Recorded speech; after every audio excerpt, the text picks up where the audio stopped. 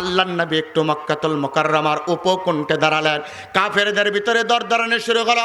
বিশ্ব নবী সব শক্তিকে একত্রিত করে গোটা মক্কাতুল মুকাররমার ভিতর আল্লাহর নবী যখনই ঢুকে গেছে, বিনা বাধায় বিনা রক্তপাতে কাফের কুফফার শক্তিগুলো পরাজয় বরণ করেছে। কোনো রক্তপাত ঘটে না। আল্লাহর নবীকে আবার আল্লাহ পাক বিজয় দান করেছে। মুরগি চিনেন? মুরগি যখন ডিম দেয়, মুরগির ডিম দেওয়ার পর মুরগির বাচ্চা উঠানোর জন্য ওই ডিমগুলো মুরগির কিন্তু কি করে, তা দেওয়ার জন্য মুরগির কাছে দিয়ে দেয়, ঠিক কিনা? তা দেওয়ার জন্য মুরগি ডিম দেয়। ওই মুরগি যখন ডিম নেওয়ার পর, বলেন তো ভাই, সব ডিম কি ওঠে? না, ওঠে না। আপনাদের গায়ে মানে এই গাবতলির সব ডিম ওঠে না, দুই একটা নষ্ট হয়। কারণ কি হলো, ওই মুরগির পাখার নিচে ছিল ওই ডিমগুলোই কেবল পরিপূর্ণতা ইমানের সাথে ছিল, এই জন্য ওই মায়ের বাধ্য ছিল, এই জন্য ডিমগুলো সন্তান হয়েছে, ঠিক কিনা? আর যারা মার পাখার নিচ থেকে বের হয়ে গেছে, ওরা ঘোলা ডিমে রূপান্তরিত হয়েছে, বাচ্চা দেয় নাই, ঠিক কিনা? আজকের কোরআনের মাহফিলে এই সামিয়ানার ভিতর বসে যারা আল্লাহর কোরআন শোনে আর মানে, এরাই জান্নাতি। বাহির থেকে জান্নাতের আশা করলে জান্নাত পাওয়া যাবে না, ঠিক কিনা? কারণ আল্লাহর কোরআনের হক। অন্য ইবাদতে আপনি জান্নাত পেতে পারেন, কিন্তু এই ইবাদতে পাবেন না। কেন? এই জায়গাটা হলো জান্নাতের বাগান, ফতুয়া টাকা। সম্মানিত ভাইরা, আল্লাহর কোরআন যারা শুনতেছেন তাদেরকে নবী উদ্দেশ্যে কেউ বলে, শোনো, এই কোরআনটা শুনতে হবে কিভাবে শোনো। কিতাবুন উনজিলা ইলাইকা ফালা ইয়াকুন ফি সাদরিক হারাজুম মিনহু লিতুনযিরা বিহি ওয়া যিকরা লিল মুমিনিন।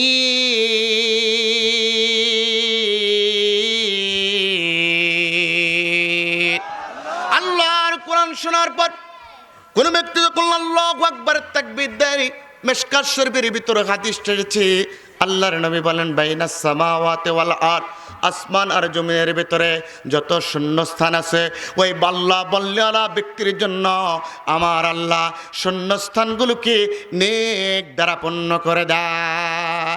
শুধু তাই নয়, একটা মানুষ জন্মের পর, ওই ব্যক্তির জন্মের পর হাটের ভিতরে 84টি জায়গায় আল্লাহ শব্দটি খোদাই করে দেওয়া, লিখে দেওয়া হয়েছে।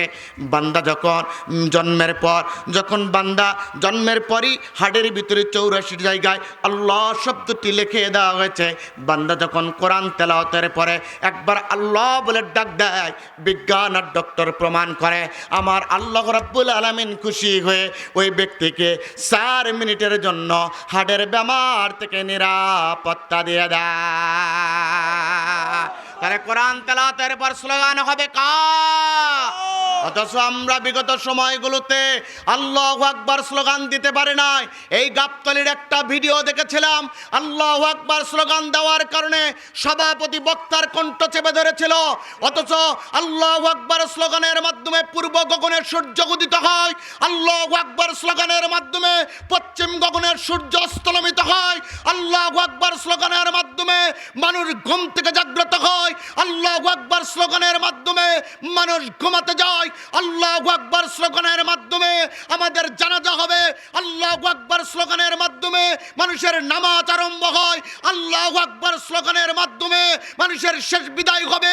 সুতরাং মানব জীবনে, মুসলমানের জীবনে, ব্যক্তিগত জীবনে, পারিবারিক জীবনে, অর্থনৈতিক জীবনে, সামাজিক জীবনে, রাষ্ট্রীয় জীবনে আল্লাহু আকবার স্লোগান ছাড়া অন্য কোনো স্লোগান চলতে পারে না, পারে না, পারে না, পারে না, ঠিক কিনা?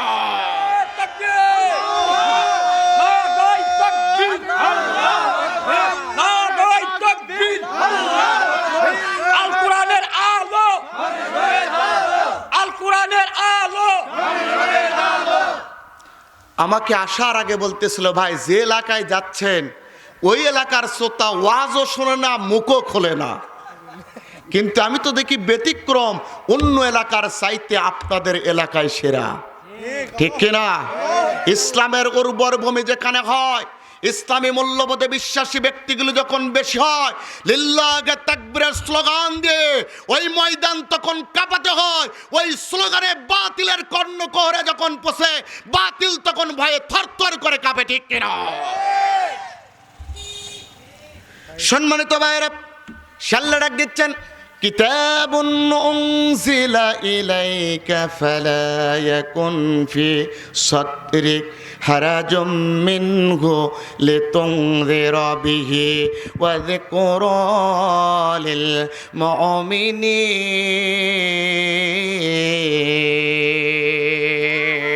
আল্লাহ ডাক দেওয়ালা বন্ধুরা, এই কিতাবটা আপনার উপরে আমি রব্বুল ইজ্জত ওয়াল জালাল নাজিল করে দিয়েছি। এর লক্ষ্য আর উদ্দেশ্য হলো যাতে করে আপনি মানুষদেরকে জাহান্নামের পথ থেকে জান্নাতের পথে আপনি ধাবিত করতে পারেন। আর কোরআন এই কোন জাহান্নামের পথ থেকে জান্নাতের পথে মানুষদেরকে আপনি পরিচালিত করতে পারেন, পথ দেখা দিতে পারেন। ওগো নবী, আর যখন জান্নাতের পথ মানুষদেরকে দেখাবেন, দেখা দেখে এই কোরআনের কথা বলতে গিয়ে কোনো সন্দেহ সংশয় রাখবেন না। এই কোরআনের হক কথা হবে যা আপনি অকপটে জাতির সাথে বলে দিবেন তা। তাহলে কোরআনের হক কথা বলা লাগবে, আর কোরআনের হক কথা শোনা লাগবে। এই ঘোষণা জেনে দিয়েছেন তিনি কে? ওয়াযকুরা লিল মুমিনিন। আল্লাহ পাক বলেন, এই নির্দেশ মানবে তারা, এই উপদেশ গ্রহণ করবে তারা, এই সমাজের মুমিন বান্দা তারা, বিশ্বাসী বান্দা যারা কোরআনের হক কথা শুনবে তারা, বিশ্বাসী বান্দা যারা কোরআনের হক কথা মানবে তারা। তাহলে বোঝা গেল হক কথা যারা বলে না, আল্লাহর কোরআনের হক আদায় করা হয় না, ঠিক কিনা? আর 16টা বছর আমাদের এই হক থেকে বঞ্চিত করার চেষ্টা করা হয়েছিল, ঠিক কিনা? আমাদের বঞ্চিত করে জাতির কাছে কালিমা লেপন করছে, জাতিকে বলতেছে তোমাদেরকে আমরাই ভালো সুখে রাখছিলাম, আবারও যাওয়ার জন্য চেষ্টা করতেছি, আমরা আসতেছি। কি বলে? আসতেছে। বুবু নাকি আসবে?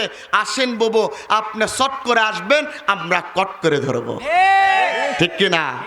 বুবু যান আপনি ভারত থাইকা যান, আসার দরকার আছে। বুবু যান আপনি ভারত থাইকা যান, আপনি দিল্লির প্রোডাকশন, আপনি ভারত মাতার দান, ঠিক কিনা? বুবু যান আপনি ভারত থাইকা যান, আপনি দিল্লির প্রোডাকশন, আপনি ভারত মাতার প্রাণ। বুবু যান আপনি ভারত থাইকা যান, আপনি দিল্লির প্রোডাকশন, আপনি ভারত মাতার দান। বুবু জানের আঁচল তলে সন্ত্রাসীদের ছায়া রে, সন্ত্রাসীদের ছায়া, ঠিক কিনা? আছে না? কালা জাহাঙ্গীর, কালা ওসমান, সব সন্ত্রাসী বুবুজানের আসলের ভিতরে, ঠিক কিনা? আমরা কথা বলতে পারি নাই, বুবুজান বললেই ঠাস, ঠিক কিনা?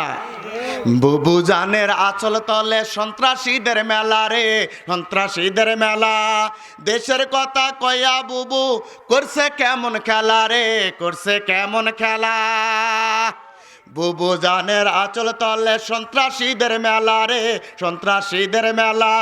দেশের কথা কয়া বুবু করছে কেমন খেলা। বুবুজানের লাইগা গেদের শৈল রে খানখা।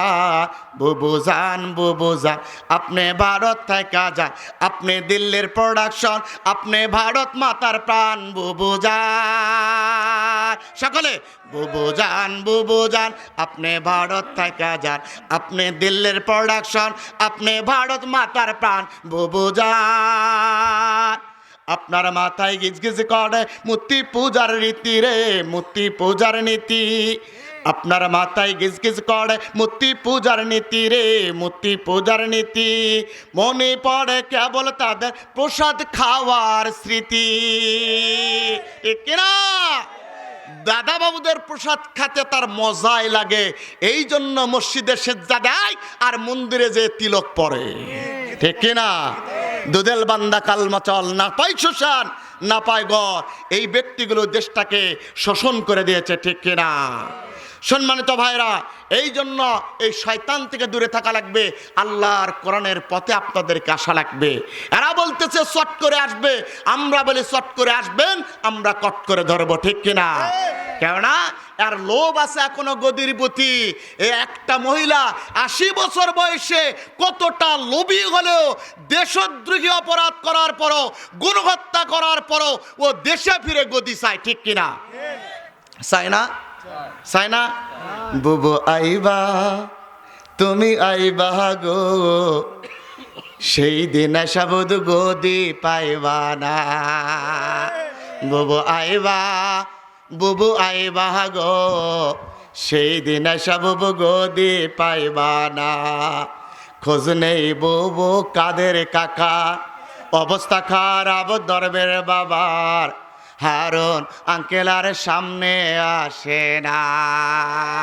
আছে আছে আছে। খোঁজ নেই বুবু কাদের কাকার, অবস্থা খারাপ দরবের বাবা, বিপ্লব আঙ্কেল আর সামনে আসে না।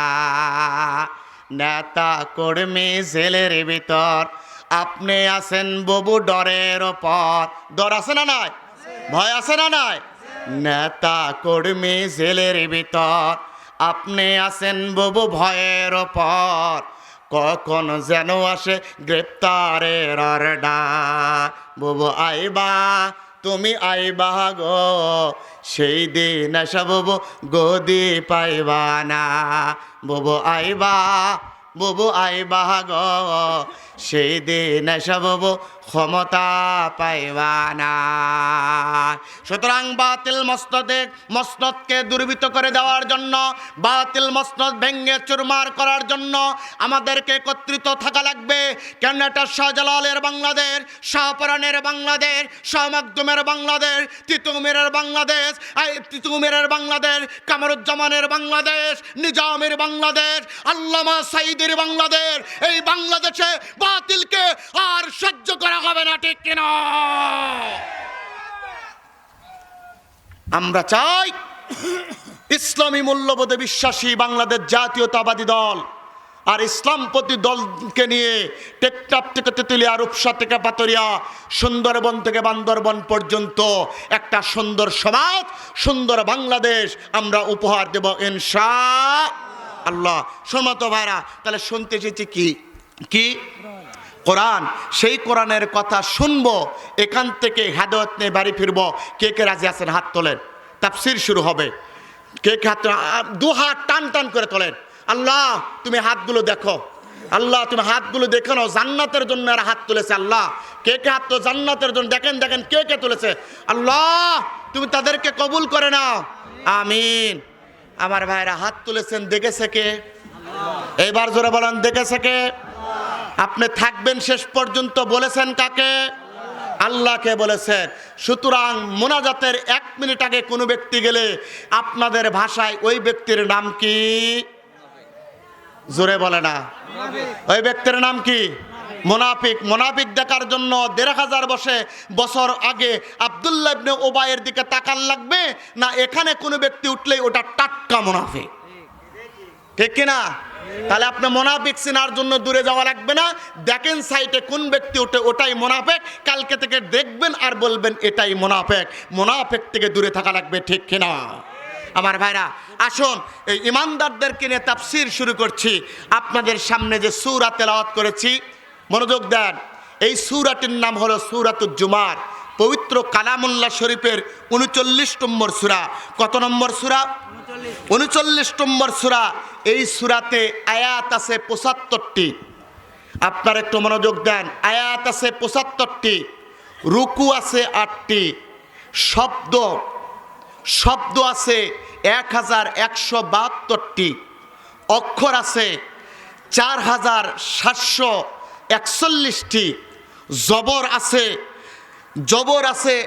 1801টি, জের আছে 786টি, আর পেশ আছে 590টি। মাশহুর উলামায়ে কেরামদের মতে সূরাটি নাজিল হয়েছে 2 জায়গায়। একটা হলো মক্কাতুল মুকাররমা আর আরেকটা হলো মদিনাতুল মুনাওয়ারা। চিৎকার দেবেন আল্লাহু আকবার। আরেকটু জোরে বলা লাগবে আল্লাহু আকবার। এবার বলুন তো সূরাতে আয়াত আছে কয়টি? আয়াত আছে কয়টি? 75টি। রুকু আছে কয়টি? 8টি। শব্দ আছে কয়টি? 1172টি, এতটুকুই থাক। সূরাটি নাজিল হয়েছে কয় জায়গায়? নিয়ে যাওয়া লাগবে, তাফসিরের মজাই হলো এটা। কয় জায়গায়? 1 নাম্বার মক্কা, 2 নাম্বার সূরা। 114টি সূরাও নাজিল হয়েছে 2 জায়গায়, সেটা মাক্কি আর মাদানিয়া ভাবে আল্লাহ পৃথক করে দিয়েছেন। হয় সেটা মক্কায় নাজিল হয়েছে, নাই মদিনাতুল মুনাওয়ারায় নাজিল হয়েছে। চিৎকার দেবেন আল্লাহু আকবার। এই সূরা থেকে আমি একটা মাত্র আয়াত আপনাদের সামনে তেলাওয়াত করেছি। এই সূরার সে আয়াতের ক্রমিক নম্বর হলো 53 নম্বর আয়াত। কত নম্বর? 53 নম্বর আয়াত। এই সূরার এই আয়াতকে উপলক্ষ করে অসংখ্য তাফসির দেখেছি, কিন্তু অসংখ্য তাফসিরের কথা বলবো না। 3টা তাফসিরের সান্নিধ্যাস থেকে শানে নজুল তুলে ধরব। কেননা কোরআনের ব্যাখ্যা বলতে হলে, তাফসির করতে হলে 17টি বিষয় জানতে হয়, আর 5টি বিষয়ের আলোকপাত করতে হয়। অন্যতম হলো শানে নজুল। শানে নজুল না হলে বুঝবেন না। তাহলে সব তাফসির গেটে 3টা তাফসির থেকে আপনাকে শানে নজুল তুলে দিচ্ছি। জগৎ বিখ্যাত 3টি তাফসির গ্রন্থ। 1 নম্বর হলো তাফসিরে কাবির। তাফসিরে কাবিরের ভিতরে ফখরুদ্দিন রাজির বর্ণনা তুলে ধরব। 2 নম্বর তাফসিরে রুহুল মাআনি, আল্লামা মাহমুদ আলুসির লেখা কিতাব থেকে তুলে ধরব। আর 3 নম্বর তাফসিরুল কুরআনুল আজিম, ইমাম হাফেজ ইবনু কাসিরের এই তাফসিরুল কুরআনুল আজিম থেকে তুলে ধরব। আল্লাহ যেন তৌফিক দান করে, বলুন আমিন। সম্মানিত ভাইরা, আপনারা দোয়া করেছেন। কামিল ক্লাসে এই কিতাবগুলো পড়েছি, তাফসিরের কিতাবগুলো পড়েছি। শুধু তাই নয়, আর একটা তাফসিরের নাম হলো সাফাওয়াতুত তাফসির, মোহাম্মদ আলী আস-সাবুনী এর লেখা কিতাব। এই 4টি কিতাবকে সামনে নিয়ে মুফাসসিরদের কওলগুলো একত্রিত করে শানে নজুলগুলো একত্রিত করেছি। এই সূরাটি কেমনে নাজিল হলো? এই সূরাটি কেমনে নাজিল হলো? আল্লাহর নবী মক্কাতুল মুকাররমায় মানুষদেরকে দাওয়াত দেন। বিশ্বনবী মক্কাতুল মুকাররমায় মানুষদেরকে দাওয়াত দিতে দিতে আল্লাহ রাব্বুল আলামিনের ফরমান জারি হলো। আল্লাহ ডাকতে বলে, বন্ধুরে, মক্কাতুল মুকাররমা আপনার জন্য আর নিরাপদ নয়। আপনার নিরাপত্তা বিধানের জন্য আপনাকে আমি আল্লাহ পাক নির্দেশ করলাম। আপনার এই মুহূর্তে আপনার দায়িত্ব হলো, আপনি মক্কাতুল মুকাররমা ছেড়ে মদিনাতুল মুনাওয়ারায় চলে যাবে। এই মদিনাতুল মুনাওয়ারায় 52 থেকে 55 নম্বর আয়াত পর্যন্ত এই 3টা আয়াত আল্লাহ পাক নাজিল করে দিয়েছেন। সূরাতুল জুমার এই আয়াত প্রসঙ্গে আলোচনা হবে। মদিনাতুল মুনাওয়ারায় আল্লাহর নবী গেলেন, মদিনায় রাষ্ট্র গঠন করলেন। মদিনায় রাষ্ট্র গঠন করার পর আল্লাহর নবী মদিনাতুল মুনাওয়ারা পরিচালনা করার পর 10,000 সশস্ত্র বাহিনী নিয়ে, 10,000 সৈন্য নিয়ে আল্লাহর নবী মক্কাতুল মুকাররমার দিকে রওনা দিলেন। বিশ্বনবীর সিদ্ধান্ত, বিশ্বনবীর চিন্তা হলো, রাত্রেবেলা যখন মক্কাতুল মুকাররমা ছেড়ে আমি মদিনাতুল মুনাওয়ারায় গিয়েছিলাম, খানে কাবার সঙ্গে যখন পিঠটা লাগাইছিলাম, দেহাও মাও করে কেঁদেছিলাম, রে খানে কাবা, মায়ের দেশ ছেড়ে আমি মদিনাতুল মুনাওয়ারায় যাব না। সেই দিন আরশে আজিম থেকে আল্লাহ পাক আমাকে জিবরাইলের মাধ্যমে জানা দেয়, বন্ধুরা, আপনাকে চিন্তা করতে হবে না, মক্কাতুল মুকাররমা ছেড়ে যাচ্ছেন, বেশি দিন আপনাকে অপেক্ষা করতে হবে না। আমি রব্বুল ইজ্জত ওয়াল জালাল সময়ের ব্যবধানে মক্কাতুল মুকাররমায় মদিনাতুল মুনাওয়ারা থেকে আপনাকে আবার মক্কাতুল মুকাররমায় নিয়ে এসে গোটা মক্কা ভূমি আপনার নামে অলিখিতভাবে আপনার নামে আমি আল্লাহ পাক দিয়ে দিব। তাহলে মক্কা ভূমি আল্লাহর নবী ছেড়েছিল, ছেড়ে মদিনাতুল মুনাওয়ারায় গিয়েছিল কাফেরদের অত্যাচারে। আজকে বিগত 16টি বছর বাংলাদেশে নীরবে বিদেশে পাড়ি জমিয়েছিল এই জালিম সরকারের নির্যাতন, নিপীড়ন আর নিষ্পেষণের জন্য, ঠিক কিনা? সময়ের ব্যবধানে ওই আলিমগুলো আবার বাংলাদেশে ফিরতে শুরু করেছে। তার মধ্যে অন্যতম একজন ব্যক্তি হলো শহীদ আল্লামা মতিউর রহমান নিজামীর সন্তান। ও দেশের ভিতরে এসেছে। বড় বড় স্কলারগুলো, মুফতি কাজী ইব্রাহিম সহ অসংখ্য স্কলারগুলো এসেছে। 1,500 বছর পূর্বের ঘটনা যেন আজকে যখন আমরা মিলাই আল্লাহর কোরআনের সঙ্গে মিলে যায়। আল্লাহর নবী 10,000 সৈন্য নিয়ে মক্কাতুল মুকাররমার দিকে রওনা করলেন। সাহাবারা ছিলেন, সাহাবারা বিশ্বনবীর এই সিদ্ধান্তে খুশি হয়ে গেলেন। ওই সাহাবীদের ভিতরে অন্যতম ছিল খালিদ সাইফুল্লাহ। আল্লাহর নবী খালিদ সাইফুল্লাহ সহ 10,000 সশস্ত্র বাহিনী নিয়ে মক্কাতুল মুকাররমার দিকে আল্লাহর নবী যখন রওনা হলো, এই দিকে মক্কাতুল মুকাররমার ভিতরে ঘোষণা হয়ে গেল আব্দুল্লাহর পুত্র মুহাম্মদ বাপদাদার বংশের প্রতি চুন কালি মেখে দিয়ে গোটা মক্কা ভূমি আক্রমণ করতে এসেছে। গোটা মক্কা ভূমিতে যেখানেই যাকে পাবে সেখানেই দুনিয়া থেকে বিদায় করে দিবে। ওই মানুষগুলো বোঝে না ওই আব্দুল্লাহর পুত্র পরিচয়। ওই আব্দুল্লাহর পুত্রের একটা পরিচয় ছিল, সেই পরিচয়টা হলো ওয়ামা আরসালনাকা ইল্লা রাহমাতাল লিল আলামিন। মানুষগুলো জানে না আল্লাহর নবী মক্কাতুল মুকাররমার দিকে 10,000 সৈন্য নিয়ে অগ্রসর হয়েছে। বিশ্বনবী মক্কাতুল মুকাররমার দ্বার প্রান্তে রয়েছে, চারদিকে ঘুরে গেছে আব্দুল্লাহর পুত্র মুহাম্মদ ইবনে আব্দুল্লাহ ইবনে আব্দুল মুত্তালিব সশস্ত্র 10,000 সৈন্য নিয়ে গোটা মক্কাতুল মুকাররমায় আক্রমণ করবে। ঘোষণার সার কাফেরদের ভিতরে দরদরানি শুরু হয়ে গেছে, কাপড়দের পিলাইটা চমকে গেছে। কারণ ইমানদারদের ইমানি শক্তি যিনি বাড়িয়ে দেয় তিনি কে? ওয়াকাব্বিরু তাকবীরা। কারণ ইমানদারদের একটা স্লোগান আছে, সেই স্লোগানটা হলো কার। এই জন্য সকল কাফের আর কুফার শক্তি লিল্লাহে তাকবীর নারায়ে তাকবীরের স্লোগানকে ভয় করে। সুতরাং মুসলমান হবে যারা লিল্লাহে তাকবীরের সঙ্গে থাকবে তারা, ঠিক কিনা? আল্লাহর নবী তো তাকবীর, লিল্লাহে তাকবীর, লিল্লাহে তাকবীর। সম্মানিত ভাইয়েরা, আল্লাহর নবী 10,000 সশস্ত্র বাহিনী মক্কার উপকণ্ঠে সে তাবু গাড়লেন। আল্লাহর নবী মক্কাতুল মুকাররমার ভিতরে ঢুকবেন। বিশ্বনবীর সিদ্ধান্ত ছিল রক্তপাত যেন না হয়। কেন? গোটা মক্কাতুল মুকাররমা আমার জন্মভূমি। মায়ের দেশ ছেড়ে রাত্রেবেলা আমি চলে গিয়েছি, খানে কামাই পিঠটা লাগাচ্ছি। আল্লাহ ডাক দেয়, বন্ধুরা আপনি চিন্তা করবেন না, আপনার হতাশ হওয়ার দরকার নাই। সময়ের ব্যবধানে গোটা মক্কাতুল মুকাররমা আপনার হাতের উপরে তুলে দিব। সুতরাং আজকে যখন সময় এসেছে আল্লাহ পাক তো মক্কাতুল মুকাররমা আমার হাতের উপরে তুলে দিবে। আমি রক্তপাত চাই না, রক্তপাত চাই না। আল্লাহর নবী একটু মক্কাতুল মুকাররমার উপকণ্ঠে দাঁড়ালেন। কাফেরদের ভিতরে দরদরানি শুরু হলো। বিশ্বনবী সব শক্তিকে একত্রিত করে গোটা মক্কাতুল মুকাররমার ভিতর আল্লাহর নবী যখনই ঢুকে গেছে, বিনা বাধায় বিনা রক্তপাতে কাফের কুফার শক্তিগুলো পরাজয় বরণ করেছে। কোনো রক্তপাত ঘটে না। আল্লাহর নবীকে আমার আল্লাহ পাক বিজয় দান করেছে।